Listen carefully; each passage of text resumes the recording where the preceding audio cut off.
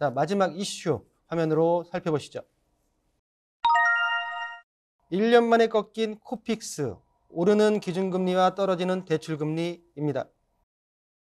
자, 지난달 1월 17일부터 은행들의 주담대 변동금리가 새롭게 적용되고 있습니다. 자, 오르는 기준금리와 떨어지는 대출금리.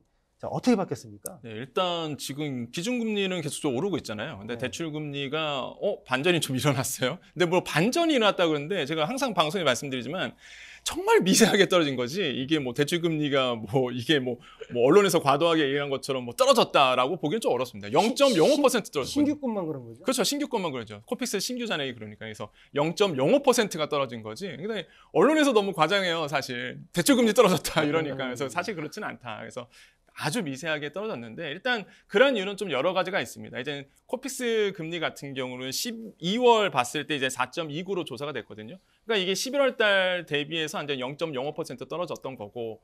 근데 이제는 사실 이제 시장을 좀 빨리 읽으신 분들 아시겠지만 11월 달에 코픽스가 4% 넘었다는 것이 사상 최대였거든요, 사실. 그때가 한번 이슈가 됐었고, 계속적으로 이제 4%로 가고 있습니다. 그래서 사실 이제 코픽스 같은 경우가 일단 주담대 변동금리에 영향을 미치다 보니까 자연스럽게 이제는 주담대 변동금리 하신 분들에게는 계속 고금리 상태로 이제는 갈 수밖에 없는 상황이고요. 그래서 변동금리가 이제 떨어질 것이냐라고 봤을 때 조금 더 이제 기다릴 수밖에 없다. 그러니까 소폭을 하나 됐지만 사실 저는 이벤트성이라고 보거든요. 일단은 정부가 일단 압력을 줍니다. 압력을 주니까 사실 은행 입장에서는 이제는 주담대 금리를 좀 떨어뜨릴 수밖에 없는 왜냐하면은 예금 금리만 떨어뜨리고 대출 금리는 그대로 놔뒀잖아요. 그러니까 은행 입장에서도 이제 압력을 받으니 이제 떨어질 수밖에 없고 코픽스도 떨어지다 보니까 좀 떨어질 수밖에 없고 그래서 은행은 절대 손해 보는 짓을 안 하죠. 왜냐하면 이미 아시는 분 아시겠지만 코픽스 같은 경우는 예금 금리를 추종하게 돼 있습니다. 그 예금 금리가 낮아지는 거예요. 낮아지다 보니까 자연스럽게 수신 금리 낮아지다 보니까 코픽스 금리도 소폭 떨어지는 거고 은행 입장에서 손해 볼 게 아무것도 없거든요. 그러다 보니까 시장에서 많이 기대하는 것처럼 대출 금리가 많이 떨어질 것이다라고 보기에는 좀 어렵다 지금 상황에서는. 예, 그래서 그렇기 때문에 소폭 이벤트성으로 떨어질 수는 있어도 그것도 미세하게 떨어질 수 있어도 고금리 상태는 계속적으로 이번 연도는 지속될 수밖에 없다라고 볼 수가 있겠고 고정금리도 실제적으로 봤을 때 3년물 채권금리 따라가게 됩니다. 은행채 그렇게 된다 그래도 역시나 이제 고정금리도 비슷하게 되고 신용은 1년 은행채 1년짜리다 보니까 이것도 마찬가지예요. 굉장히 높거든요. 그래서 제가 봤을 때 이번 연도의 그 대출 금리는 상당히 이제 고금리 상태에서 이제 쭉 유지될 가능성은 굉장히 있다. 그래서 이제 실수요자 입장에서도 그걸 알고 시장에 참여를 하셔야 된다고 말씀드리겠습니다. 알겠습니다. 자, 코픽스 자금 조달 비용 지수라고 하는데요, 교수님. 자, 이 지금 코픽스가 떨어지면서 우리 그 평론가 말씀에 의한다 하더라도 당국의 정부의 과도한 금리 간섭으로 인해서 대출 금리가 떨어지는 게 아니냐. 일각에서는 당국 개입에 의해서 대출금리가 요지경이라는 말까지 나오고 있습니다. 어떻게 보십니까? 지금 이제 정부로서는 부담이 되는 거예요. 이게 이제 지금 다주택자, 고가주택 이걸 떠나서 지금 일반 서민들 그리고 이제 재작년에 이제 영끌한 우리 청년층, 젊은층들이 이제 집 때문에 지금 그날 집값이 막 떨어진 것도 분한데 이 금리가 이제 2배, 3배 오르다 보니까 살기가 사실 어려워요.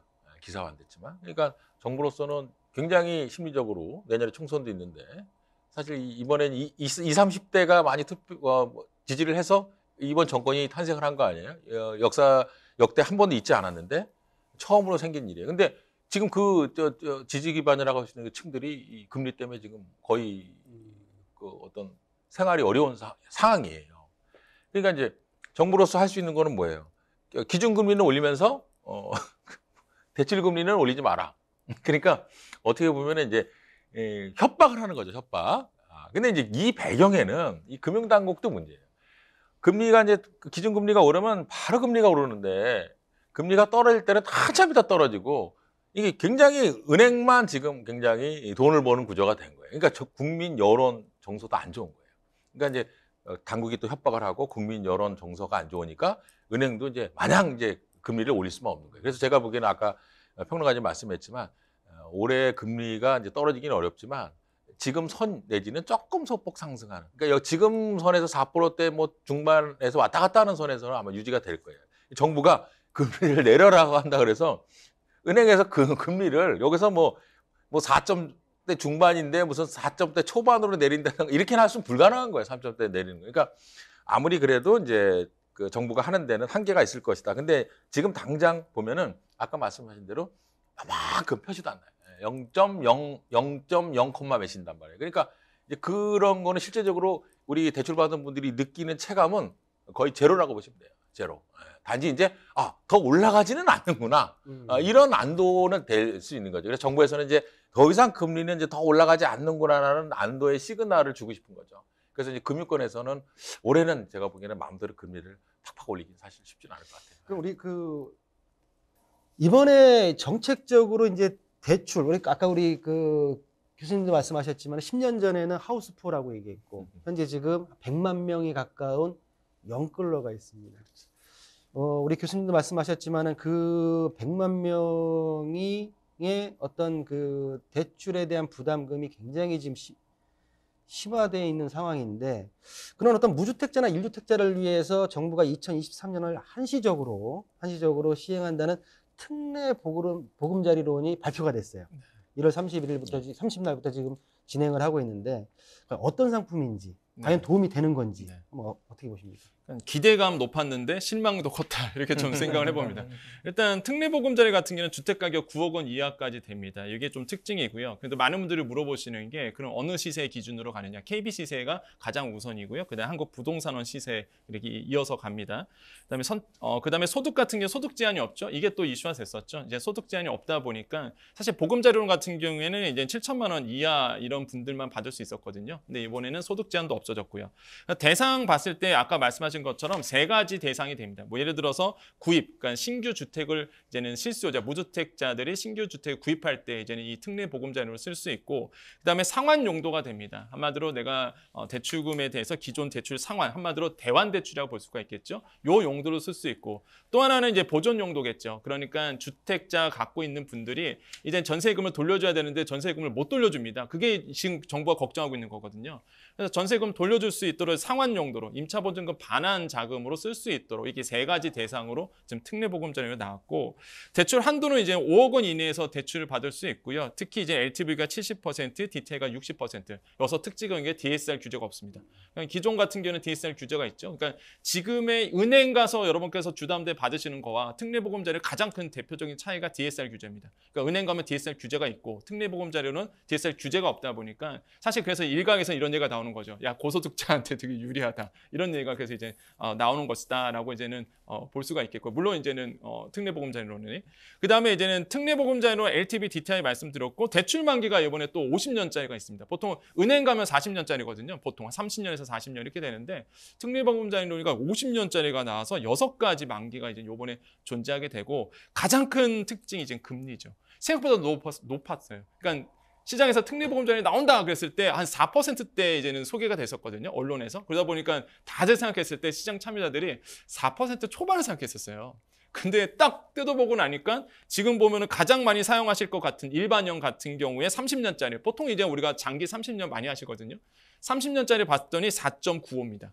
금리가 생각보다 너무 높죠. 시장금리 은행 가면은 사실 상단이 한 7% 있지만은 하단이 4%짜리 있거든요, 사실. 그러다 보니까 야, 이거 정책자금 치고는 너무 고금리라고 저는 판단을 하고 있고요, 지금도. 그래서 야, 이거 정책자금 치고 좀 낮춰줄 필요가 있지 않나? 자, 그러면 네네. 우리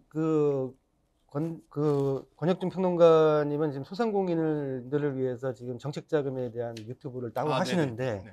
지금 우리 지금 부동산 특례 보금자리론에 대해서 정책자금으로서 어느 정도가 합당한 대출 금리라고 생각하십니까? 전 지금의 이제 시장 금리를 봤을 때 전 4% 초반, 예, 4.1 뭐 이렇게. 우대 금리도 있지 않습니까? 예, 우대 금리 가면 이제 3.95 아니 3.8까지는 떨어뜨려야 되겠죠. 물론 지금 뭐 시장에서는 요 특례보금자리론 하면 우대 금리 적용하면은 0.9% 정도 떨어진다. 3.65까지 떨어져요. 예, 네. 근데 사실 우대 금리를 받으려고는요, 아낌이 해야 되죠, 저소득 청년이 해야 되죠, 사회적 배려층이죠, 신용가구죠, 다 되는 사람이 없어요. 이게. 그래서 지금 저는 이거 딱 발표하고 공문 딱 보면서 이게 우대 금리를 이게 다 되는 사람이 과연 누가 있겠어요? 그러면은 90 베이시스 포인트 받는, 그러니까 0.9% 금리 혜택 받는 사람이 없을 거라고요. 그럼 결국에는 이제 4%대 다 온다는 얘기인데 정책 자금 치고는 조금 이렇게 높지 않나. 예, 그래서 조금 이제 금리가 좀 너무 높다. 예, 금리가 높다 보니까 조금 이게 좀 아쉽다라고 생각해 봅니다. 자, 이 지금 특례보금자리론 같은 경우에는 금리가 좀 뭐 우리가 실망하는 수준에 나오긴 했지만 보완을 해서 네네. 우리 서민들에게 좀 더 도움이 될 수 있는 어떤 조언을 주신다면 어떤 내용이 있을까요? 그러니까 저는 이제 정부에서 이제는 현실적인 어떤 정책을 다시 한번 내놔야 된다. 사실 이 특례보금자리론의 히스토리를 본다 그러면 그 예전에 안심전환 대출약이 있었어요. 그 작년에 나왔던. 근데 이게 우대형 안심전환 대출이었거든요. 그러니까 완전 이제는 서민층을 위해서 나온 거다 보니까 조건이 까다롭습니다. 완전 실패했어요. 대실패했다라고 이제 저희는 평가해 보는데 그래서 나오는 게 이제 일반형 우대 그 안심전환 대출이었죠. 이제 이번 연도에 나오기로 돼 있었는데 이게 다 합쳐진 겁니다. 이제 보금자리론, 안심전환 대출 이게 합쳐서 나온 게 이제 특례보금자리론이거든요. 특징의 지금의 이제 국토부의 특징 아니면 금융위의 특징, 뭐 정책당국의 특징을 본다 그러면 일단 시장에 먼저 던지는 성향이 있어요.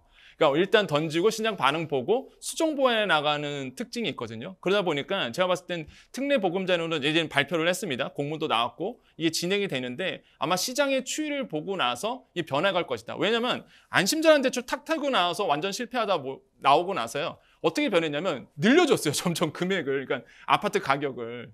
이게 계속적으로 늘려줬었거든요. 그래서 제가 봤을 땐 특례보금자리론 일단 내놨고 이제 시장의 반응을 보면서 아마 금리라든지 아니면은 이제 우대 금리 같은 것도 아마 어느 정도 손질을 보지 않을까 생각을 합니다. 그렇게 된다 그러면 만약에 금리 부분이 해결이 된다 그러면 전 메리트가 있다고 봐요. 만약에 그렇게 된다면. 왜냐면 아까도 말씀드린 중도산 수수료 없거든요. 그러면 이렇게 됩니다. 일단 내가 받고요. 받고 나서 나중에 가서 갈아탈 때 요번에 또 특징이 중도산 수수료 없는 특징이 내가 이거 특례보금자리론 받을 때도 없지만은 또 내가 받고 나서 일반 시중에 있는 부동산 이제 은행 가서 받는 주담대 받을 때도 없어요. 이게 그러다 보니까 요게 특징이거든요. 그러면 내가 일단 받고 나서 나중에 이제는 다시 또 갈아탈 때도 중도산정 없다. 요게 또 특징이에요. 물론 교수님 말씀하신 것처럼 이제 그 당시에 DTI, 그 당시에 LTV랑 왜냐면 고점이었을 때 이제 대출 받을 수 있는 한 총량이랑 지금 집값이 많이 떨어진 상태에서 또 이 규제가 되면 한도가 좀 낮게 나올 가능성도 있습니다. 그래서 그거를 알고 꼭 들어가셔야 돼요. 이거 무턱대고 들어가면 안 된다라는 거 다시 한번 강조를 해드립니다. 그러면 우리 이제 특례보는 여기까지 하고요. 네네. 교수님 우리 처음 출연해 주셨는데 이제 뭐 일본 시장 부동산도 일가견이 있으시고 그렇다고 하면 제가 이제 마지막으로 한번 여쭤볼 게 하나 있습니다. 가장 궁금한 건 그거예요. 시장에서 우리 시청자분들이 가장 궁금한 거는 과연 바닥점이 어디냐?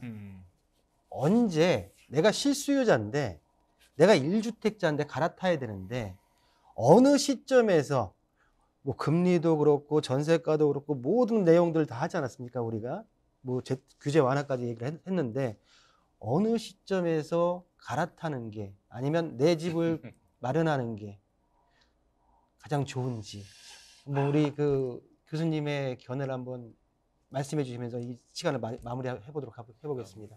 이 부분은 신의 영역이라 제가 말씀드리기 좀 어려운데 저는 기본적으로 앞으로는 지방에는 주택을 구입하시는 거를 가급적 자제하시라. 지방은 아직 바닥이 아니고 앞으로 우리가 바닥을 모를 수 있다. 일본이 1991년 부동산 버블이 붕괴된 이후에 이제 일본 지방 도시들이 집값이 떨어지면서 아직까지 떨어지고 있어요. 예. 우리는 느껴보지를 못하다. 아직까지 집값이 떨어지고 있다. 91년도면 지금 몇십 년 전인데 오르는 지역들을 보면은 대부분 도쿄나 대도시 지역의 중심지 이 지역만 이제 좀 회복을 해서 그나마 이제 어느 정도 그 전 가격으로 회복된 지역은 그런 일부 지역, 도쿄의 일부 지역. 그렇게 봤을 때는 제가 앞으로의 주택 구입은 신중하셔야 된다. 내가 돈에 맞춰서 집을 사는 이러한 구입 패턴은 절대 해서는 안 된다는 거예요. 그래서 내가 돈에 맞춰서 이 지역에 집을 사야 된다 이런 생각을 하시면 안 돼요. 차라리 집을 안 사시는 게 낫지. 좀 더 늦춰서 내가 더 자금력을 키워서 하시는 게 낫지. 그래서 가장 중요한 것은 기본적인 이 도시의 중심지냐 아니냐, 기본적인 일자리나 인프라가 좋냐 안 좋냐 이런 거를 충분히 고려하셔서 그것이 좋은 지역은 제가 보기에는 뭐 올해 하반기 이후에 내가 실제로 실수요자라면은 주택을 뭐 하시는 것도 괜찮다고 봐요. 하반기 이후에. 어차피 이제 그런 지역들은 어느 정도 이제 바닥선에서 아마 이제 올해 하반기에는 바닥선을 찍지 않겠나는 봐요. 그러나 모든 지역이 다 바닥을 찍지는 않는다는 얘기예요. 그리고 모든 지역이 다 같이 이전처럼 가격이 오른다는 건 아니에요. 그러니까 그 오를 수 있는 지역인 내가 집을 사고 싶은 내 그 자산 규모에 맞게 살 수 있는 지역이 정말 주택 가격이 올해 바닥을 찍고 반등할 수 있는 지역인지 아닌지를 잘 판단해야 돼. 방송이랑 뭐 그게 가격이 얼마냐 지역은 말씀드릴 수 없겠지만, 그러니까 항상 이제는 좋은 지역의 집을 사야 된다. 예. 방송이기 때문에 못 하시는 말도 있겠지만 예. 다이렉트로 한번 여쭤보겠습니다. 내가 원하는 우리 실수요자분께서 원하는 단지가 있어요. 예. 고점 대비 몇 프로 정도 떨어지게 되면 제가 움직여 볼 수 있을까요? 지금 우리가 그 전에 많이 올랐던 지역들, 서울 그 지역 지금 투기 지역 과열적으로 묶인 지역들이 보면은 대부분 많이 올랐던 지역이에요. 근데 이제 단기간에 한 20-30% 이상씩 떨어졌어요. 이런 지역들은 난 눈여겨볼 만하다고 봐요. 30% 정도. 예, 그죠. 근데 이제 가격 수준이 좀 높아요. 그러니까 그런 지역들을 좀 눈여겨보고, 결국 이제 앞으로의 부동산 시장은 제가 뭐 길게 얘기는 못해요. 이제 삼극화라고 말씀드렸는데, 오르는 데만 오르고 떨어지는 데는 떨어지고, 그 다음에 어떻게 돼요? 앞으로 주택의 가치가 자산 가치가 마이너스인 데가 있어요. 세금만 나오고 수익이 아무것도 없는 거예요. 그래서 제가 보기에는 앞으로 부동산의 가치가 될 수 있는, 주식으로 하면 대장주죠.